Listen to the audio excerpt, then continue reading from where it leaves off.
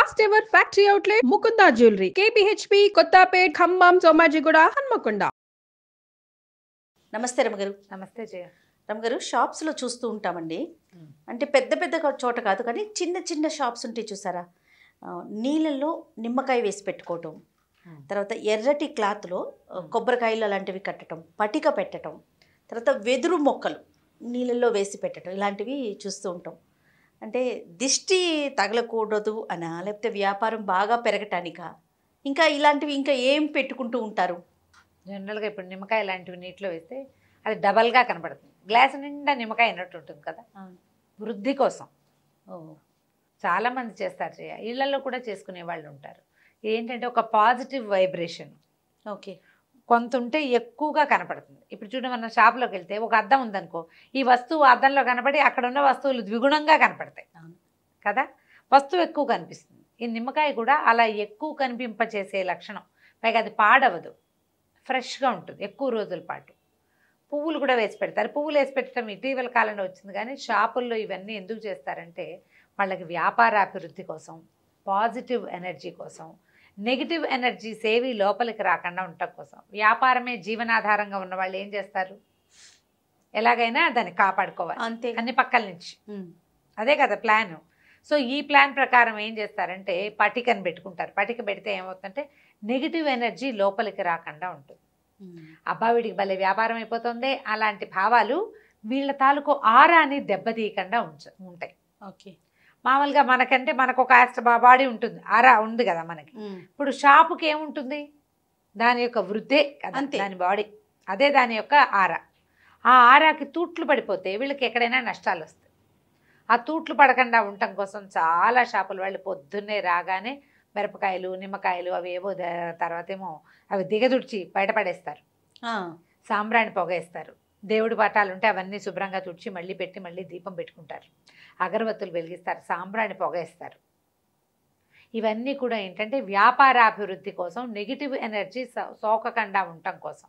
ఏ negative energy సోకిందంటే వీళ్ళ వ్యాపారం మీదే కాదు, వాళ్ళ జీవితం మీద పడిపోతుంది అది. ఆ షాపులో పనిచేసేవాళ్ళు, షాపు పెట్టుకున్నవాళ్ళు, మరి అప్పు తెచ్చుకున్నారో, ఎక్కడైనా బంగారమో ఏవో తాకట్టు పెట్టి తెచ్చుకున్నారో, ఆస్తులు తాకట్టు పెట్టి వ్యాపారం పెట్టారు. ఇది మొత్తం ఇక్కడ తగిలే నెగిటివ్ ఎనర్జీ అన్నిటికీ కొట్టేస్తుంది కదా. ఒక బాణం వేస్తే 7 సాల వృక్షాలు పడగొట్టేట శ్రీరాములు వారు. అట్లా ఒక్క నెగిటివ్ ఎనర్జీ తోటి, ఒక్క నెగిటివ్ సోర్స్ తోటి ఈ పాజిటివ్ థింగ్స్ అన్నీ దెబ్బతినేస్తాయి. దాన్ని ఎదుర్కోవటం కోసం రకరకాల మార్గాలు అనుసరిస్తారు. ఆ రకరకాల మార్గాల్లోనే పటిక పెట్టడం. పింక్ సాల్ట్ తెచ్చిచ్చేది మా తోడుకోడలు ఎక్కడి నుంచి తెప్పించింది, అమెరికాలో ఉంటుంది కదా శాంతి, అంత పింక్ సాల్ట్ రాయి, దాంట్లో లోపలికి చిన్న హోల్ పెట్టి అడుగు నుంచి ఒక బల్బు కూడా పెట్టారు. మరి అమెజాన్లో కొన్నారో ఎక్కడ కొన్నారో తెలియదు. వర్షాకాలం నీరు కారిపోతుంది కానీ, లేకపోతే అది లైట్ వేసి పెడితే పింక్ కలర్ అట్లా కనిపిస్తుంటుంది. అది నెగిటివ్ ఎనర్జీని తీసేస్తుంది అని చెప్పి దానికి ఒక స్టాండు, దానికి ఒక బల్బు, దానికి ఒక ప్లగ్గు. ఒకవేళ ప్లగ్ పంప లైట్ పాడైపోయింది అయినా కూడా అది మీరు హాల్లో ఉంచుకుంటే నెగిటివ్ ఎనర్జీని అది హ్యాండిల్ చేస్తుంది. పాజిటివ్ వైబ్రేషన్స్ వస్తాయి. నెగిటివిటీని అది లాగేసుకుంటుంది, ఆటోమేటిక్గా పాజిటివిటీ మిగిలిపోతుంది. అవును. తర్వాత మనం ఇంకా చేస్తాం. ఈ షాపుల్లో వాళ్ళు కూడా రాళ్ల ఉప్పు పెట్టుకుంటారు. గుజరాత్ ఆ వైపు పెద్ద పెద్ద స్టోన్స్ రాళ్ళు దొరుకుతాయి, క్రిస్టల్స్. మనం చిన్న చిన్న ఉప్పు గళ్ళు చిన్నది ఉంటుంది కదా, అక్కడ అంతంత గళ్ళు ఉంటాయి. అవి ఇట్లా కప్పుల్లో పోసి పెడతారు. మధ్యలో కొన్ని గులాబీ రేకులు అవి కూడా పెడతారు. దానివల్ల కొంచెం కలర్ఫుల్గా కనపడుతుంది అనమాట. ఉప్పుగా రాళ్ళు పెట్టడం అవన్నీ కూడా నెగిటివ్ ఎనర్జీని తీసుకుంటాయి. మనం చేస్తూనే ఉంటాం, దిష్టి తీస్తాము, ఉప్పుతో దిష్టి తీస్తాము, అలోవెరా కట్టడం, అలోవెరా పెట్టుకుంటారు. షాపులు బయట అలోవెరా కడతారు. అవన్నీ కూడా ఏంటంటే ముళ్ళ మొక్క అవ్వటం. అలోవెరాకి ఈ నెగిటివ్ ఎనర్జీని లాక్కునే ఇది ఉంది. ఇవన్నీ ఏంటంటే పురాతన కాలం నుంచి వచ్చే నమ్మకాలు. వీటితోటే సెట్ అయిపోదు. అవును, మనకి సెట్టింగ్ మన దారిని మనం చేసుకుంటూ ఇది కొంచెం ప్లస్ అవుతుంది.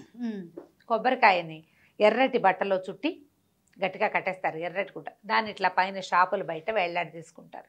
వ్యాపారస్తులే కాదు, ఇళ్లలో కూడా పెట్టుకుంటారు అట్లా. ఇది దేవుడి దగ్గర ఎక్కడైనా పెట్టించి తెచ్చుకుంటారు.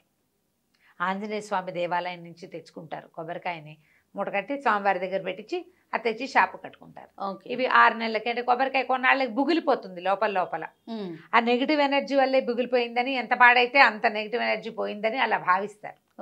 భావన సంగతి ఎలా ఉన్నా కొబ్బరికాయ నువ్వు ఎర్రబట్టలో కట్టక్కర్లే, ఏ పక్కన పడేసినా క్రమంగా దాని పని అదే అలాగే అవుతుంది.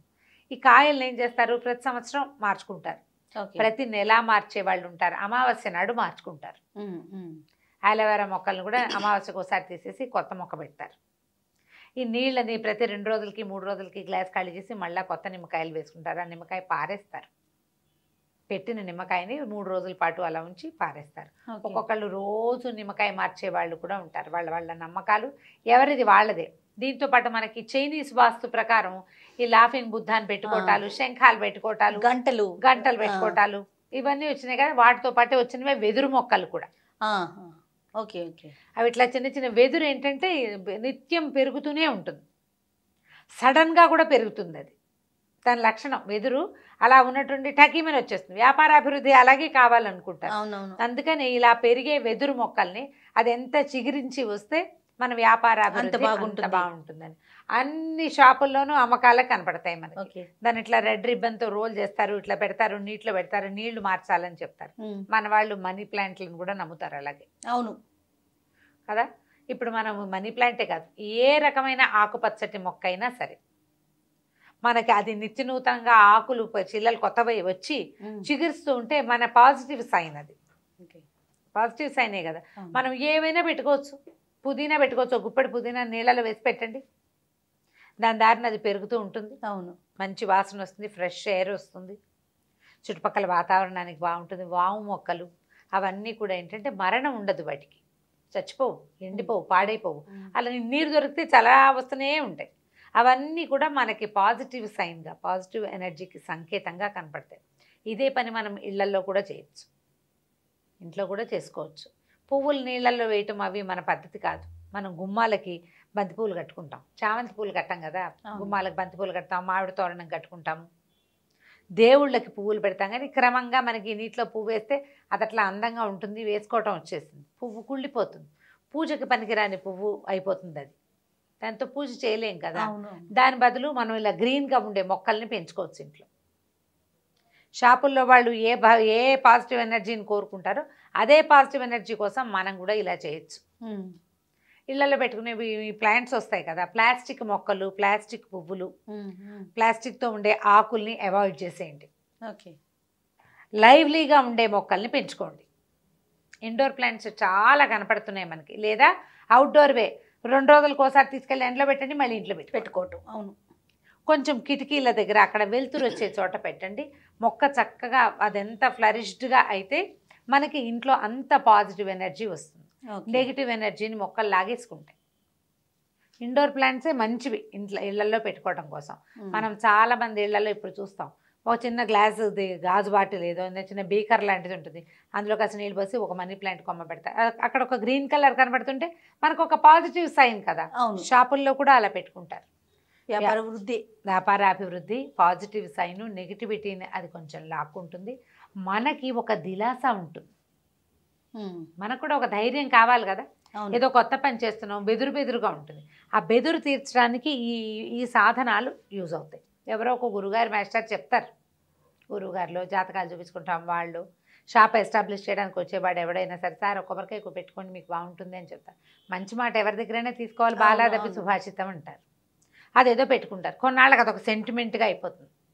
అది కట్టట్లేదు, కట్టలేదు, అందుకే మనకు రాలేదు అనిపిస్తుంది కూడా. ఎందుకు రాకపోయినా అది కట్టాక ఏదైనా కొంచెం బెటర్గా తోచుతుంది అనుకో, దానివల్లే ఇది వచ్చిందని కూడా అనిపిస్తుంది. సెంటిమెంట్లకు లోన్ అయ్యి కూడా ఇవన్నీ పెట్టుకుంటారు. నేను సెంటిమెంట్గా చెప్పట్లా.